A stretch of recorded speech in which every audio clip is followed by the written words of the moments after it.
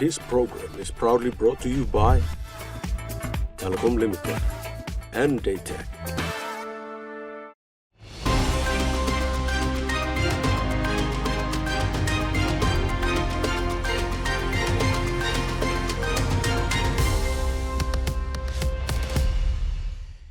As Papua New Guinea celebrates its 50th anniversary, we're excited to bring you a groundbreaking story that puts PNG on the global technology map.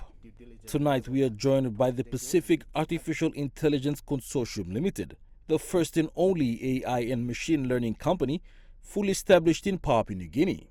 We'll learn about its homegrown initiative, which is building secure, ethical and locally relevant AI solutions in Tok Pisin, Hirimotu and English for health, education, finance, national security and many more. We are joined by Solomon Wesley Sua, Managing Director for Pacific AI. Solomon Wesley Sua, thank you for joining us again on InFocus. Thank you, Malcolm, and thank you, EMTV's InFocus program to have me back on the show. It's a pleasure to be back. Now, firstly, Solomon, what is Pacific Artificial Intelligence Consortium Limited and why was it established? Thank you, Malcolm. Pacific AI Consortium Limited is a company that we started, and the main reason why we started is artificial intelligence is a growing trend, and it's already affecting Papua New Guinea in all sectors. That includes government, industry and academia. So this company we started is to develop artificial intelligence specifically for a Papua New Guinea context. So it is a company that's focusing on AI and ML product solutions and technologies that is specific to Papua New Guinea and its challenges that it faces. We are cognizant of the fact that there will be certain challenges that may emanate from the proliferation of artificial intelligence. Should we be concerned with the displacement of people from jobs as a result of artificial intelligence? It's a very strategic question, because at the moment, not only in Papua New Guinea but across the world, people are thinking that artificial intelligence will displace jobs. There's two sides to that question. One is that it does displace certain jobs. The second part is it displaces the jobs and then it creates a new industries and new jobs that it compensates more than what it displaces. So if, let's say, IT officer may lose his job, like let's say a person who writes technical reports, because AI can do it. So then the compensation part is that then it gives more time for the IT officer to do more into IT than reporting. So it takes a burden off and then gives him or her a new opportunity and then the result of it is that they will increase productivity and efficiency in the workplace. Now, in terms of our education system, there is no doubt that AI is bound to have a significant influence on the education system in the country. How will this impact the ability of students to think independently and critically? That is another critical question, and I must tell you, the AI is already implemented in schools. I completed my Master of Science in Cybersecurity from a university in the United States called the East Council University. And you would be surprised, but we were using AI in our studies. But what they tell is that you don't copy the exact whatever the response AI is giving you, but then because you are an intelligent person, you have to have the capability and the capacity to compare that with what the AI is giving you.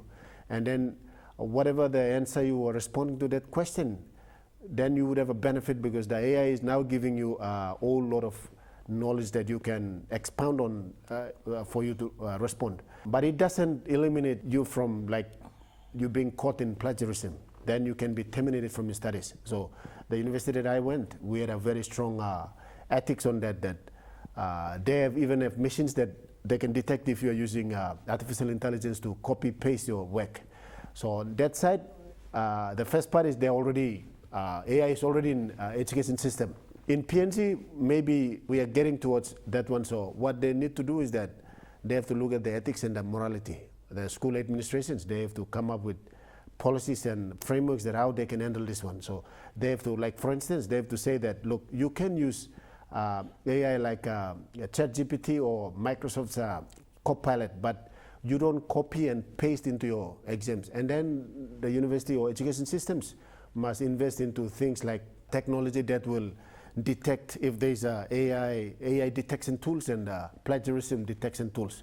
So they have to go that. They cannot stop because this is something that is coming. So universities like Harvard, Oxford, all these are already into embracing AI.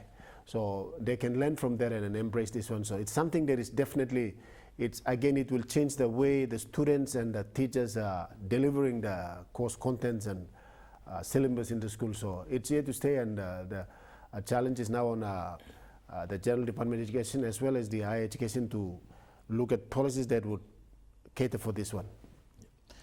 Now back to your organization, which is the Pacific Artificial Intelligence Consortium Limited. How does it differ from your cybersecurity organization? Most of the episodes that I came on as a president of the PNG Cybersecurity, Cyber Defense and Cyber Intelligence Association, or as a private company that I'm running, Cybersecurity PNG Limited. Most of the time I go to Post-Korea EMTV defending our government and country on what the cybersecurity is. This one is different from cybersecurity. Cybersecurity is like it's a totally different company, but in some ways they collaborate to do certain things. In the fight, I am like an ethical hacker. I do penetration testing and all that. So at the moment we're using tools that are manually tools that we're using, but there's already a capability that we have, is that we can get machine learning in, AI into our work. So the difference is that cybersecurity is, we are into cybersecurity, cyber defense, hacking into systems, defending systems. Pacific AI Consortium is a company that we want to focus purely on Papua New Guinean products. I'll give an example. Let's say we are trying to develop language models. At the moment, language model is like a system or a database. There's a system there that AI must understand. Imagine like if where I come from, the way talk pidgin may be different from Highlands, probably Agen may be different from Enga, for instance, or the way talk pidgin is spoken by, let's say, Tolais would be different from us. So the challenge, or what we are offering now, is that we want a language model that must understand these different variants of talk pidgin.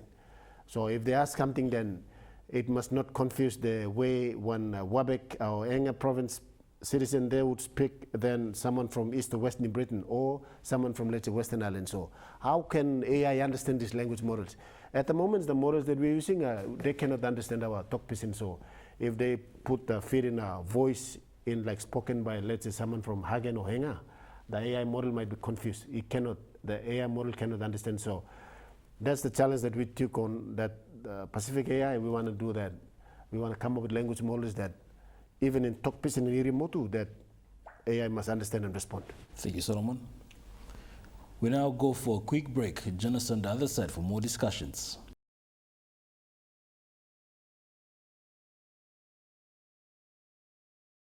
Welcome back. You're watching InFocus. Now, Solomon, what are some real AI solutions PAICL is building? We're building a couple of products already, and one of them is the one that I briefly touched on earlier. That is on the language model that respond to queries or questions that are being fed into the AI model in talk pidgin and Irimotu. And there's a Polish Motu and there's a Irimotu, as well as in talk pidgin we have different regions that speak the same talk pidgin, but then probably there's a slight difference in the way we speak, or the audio tone. So that is one of the products that we are developing, and we believe that once there is out, what it will do is that when we put in talk pidgin queries, it doesn't matter if it's from a Tolai descent or from a Highlands or from the coastal, then AI model will understand.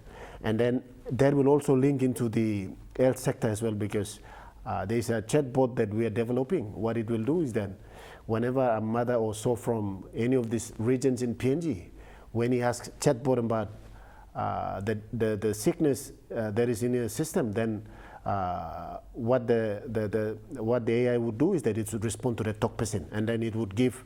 And so down the line, we may develop some model specific to each languages in the country that we have, but that would be challenging. But we might work with like translation authorities or associations. There's a possibility in there.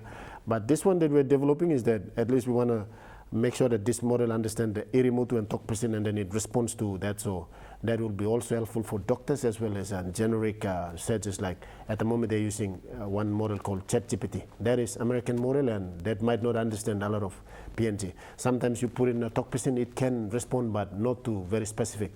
But then again, it comes to our ethics as well. So some words, some cultures are sensitive to what. So these are some probably specific products that we are developing. So as and when that is available, probably in the next segment we might update our audience. But that is one interesting product that 50 years on, and we believe that we should get into this kind of domain and start developing tools and apps for ourselves. Now, Solomon, how can AI assist Papua New Guinea overcome some of our development challenges? For example, it's recently being used to speed up visa processing at the Immigration and Citizenship Services Authority. It has improved the appointment and selection of heads of government departments as well. AI is a very efficient tool to, especially in the recruitment and even processing of visa problem, because there's a part where they do like vetting, or there's a due diligence, or you want to find out who is the person that is applying. So let's say the first, your question is two parts. The first one is the processing part. What it does is that if I put in my application to the ICSA, what they do is that they find out who is Solomon Wesley Sewer. So when they feed it into AI will then look for who is Solomon Wesley Sewer. So the only thing, it will go in and find out that, in Post-Korea there might be a report that Solomon Wesley Sewer is doing something on cybersecurity, or in MTV's InFocus. So that is where it's looking for now. And then it tries to match those details with what I put on my application paper.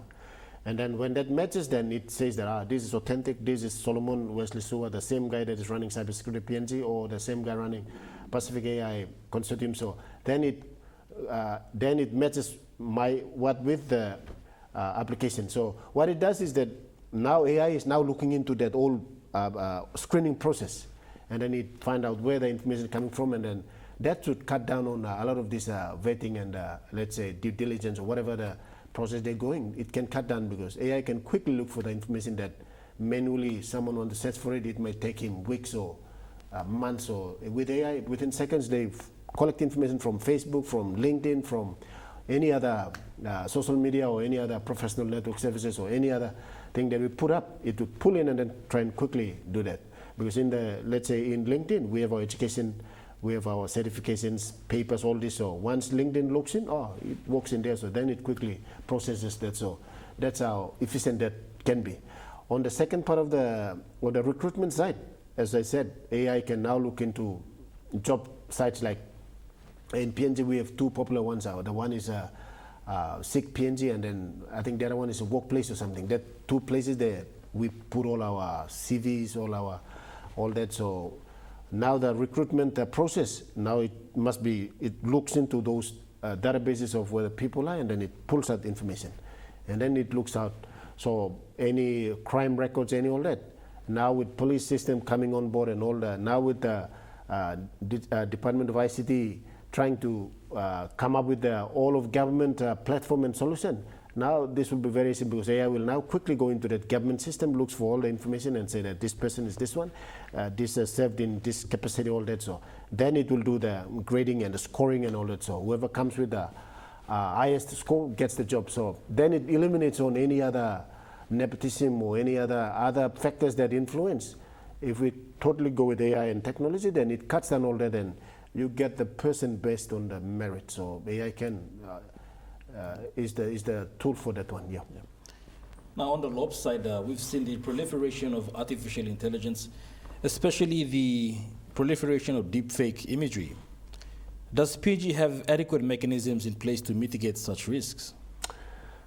Thank you, Malcolm. There is another challenge that we at Pacific AI Consortium, we say that a lot of these technologies, like one you pointed out, deep fake, what it does is that it gets a face of someone, gets his voice, and then try and mimic the person and say something. So Prime Minister they might take the, let's say, the face of the Prime Minister and the voice, and then they might put up a video by the, let's say, by the opposition, that Prime Minister comes out and says that I'm resigning in the next 24 hours. That can be done, and that's already being done. So the challenge that in PNG we now have is that we don't have the mechanism to detect this. So then it calls for legislation now, that we have the Diesel Government Act probably 2 years back, but there is, many times I come on the show here and I say that's generic. Now that with this one, we need to, the government now is going into have the one legislation specifically for cybersecurity, another one specifically for artificial intelligence, machine learning. So when these kind of things come on, then what do we do? So with Pacific AI, what we're doing is that we are now building in our systems that it should detect the origin of those videos and where it comes from. So these are some of the challenges that we saw Papua New Guinea is having. So with Pacific AI, we want to, do kind of reverse engineering to find out where does that come from and who is behind that and all that. At the moment, the government, that's not only our challenge. You saw in the, I think I saw one article, probably in the last state of origin, I think that one player was coming out to the car park, and so in his vehicle there was him and a lady, and you know, that was also AI generated. So these challenges are not only to PNG. Australia is facing the same challenges. Globally, these challenges are there. So what the governments are doing is that now they're going into investing more into capacity building and infrastructures that they can detect those things. So the challenge is there, and at the moment we may not have a tool, but with Pacific AI, and that's one of the challenges that we want to take on board and find out and how we can combat threats that are looming from technologies like deep fake, which is also AI in there, so AI, ML, deep fake, other technologies that are threatening our culturally sensitive society like Papua New Guinea. And that's where we have to, our challenge is to come up with solutions that are also culturally sensitive that can go after and then combat the issues that are facing us. So these are some challenges we have, tools and technologies we may not have, because they are generally built and they are not specifically built for a country like us. So that's where our own experts and our own engineers, we have to do so. That's why Pacific AI Consortium is emerged on the 50th anniversary of this country, and one of the reasons is that we want to make sure that we give a better alternative to the country in combating crimes and threats that are coming from technology generated like deep fake. Thank you, Solomon. We now go for a quick break. Join us on the other side for more discussions.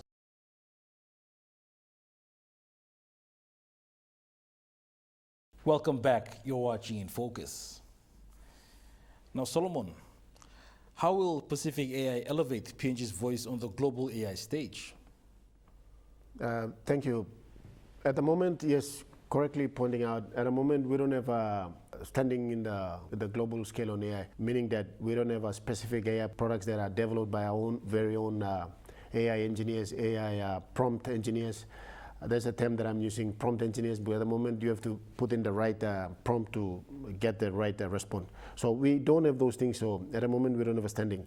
But what Pacific AI is doing is that we want to bring in together all the experts in the industry in PNG, and there are people that are already doing a bit of AI, a bit of ML here and there, but we want to make sure that they come into like a constituent, like a group that we can put our voice together.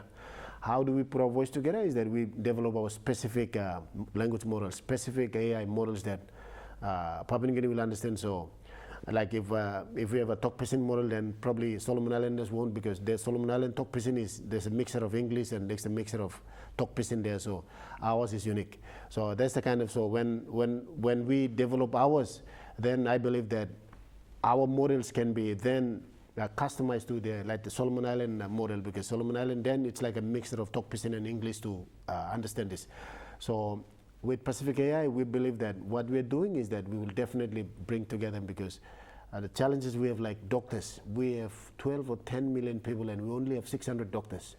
We cannot, so how can we leverage the 600 doctors' expertise? So with our language models, with let's say the chat bots for the English, sort of for the health sector, then the doctor, that we can maximize the 600 doctors' expertise now, because they can respond to queries. So we have the 600 queries come in and then they respond to that. But there's also of what they're doing, there's also a commercial component of it. So our doctors, our health chatbot, we are looking at getting the consent from the doctors, our 600 doctors, and then we give them like check how the working schedules are, and then if they consent to join us, they can come on board. And then whenever a mother from, let's say, one of the Papuan villages asking Irimotu, then AI must understand that and translate that to Tokpisin or Irimotu. If the doctor specialist in that area is not a, let's say, Irimotu speaker, then the AI model must translate that to a Tokpisin or English so the doctor can understand. Or if it's a expatriate doctor we have, then there's so. What we're trying to do is that when we bring these things together, then we should have a standing, and we should have a what in the global what. So at the moment we don't have, so that's one of the reasons that we come into existence on the 50th anniversary year, and we believe that what we do should propel us to where we should be in a global standing. Now, as you mentioned, capacity is a major challenge. What's being done to grow our local AI workforce? That challenge is there. Like companies like my company, Cyber Pacific AI, may come in and recruit one or two, but the challenge now is that it has to go back to our education sector. That is both on the general education and the higher education. So now the curriculums that we're developing, AI must be taught at high schools, taught at schools, or AI must be taught at the university. So the challenge is that how do we mass produce, let's say, AI experts? One of the ways that the government has to come up with specific, let's say, syllabus or curriculums for primary school, high school, then to secondary, and then to tertiary institutions. They must also offer courses like AI, ML, cybersecurity, all of that they can offer as some of those core subjects. So that way we, in the next, let's say, 12 or 13 years, then we produce AI experts. That's in the long run. In the short term, probably one of the places that we are a member of what we call a PNG ICT cluster.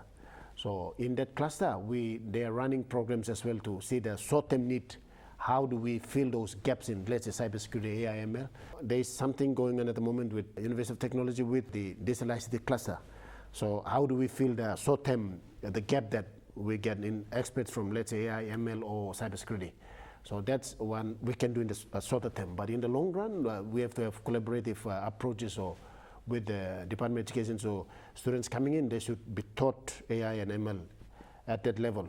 Those days that we normally study for grasshopper, pads, and frogs and all this should be done away with. Now that we are going into this, students must be taught in cybersecurity and AI, ML, or other, we normally say, emerging technologies. Solomon Wesley Sua, thank you for joining us. Thank you, Malcolm. Thank you, EMTV. It's an InFocus program, and looking forward to joining on our next segment. Thank you. Well, viewers, that ends this episode of InFocus. Do join us again next week, Monday, on our regular time slot of 7 p.m. Till then, bye for now.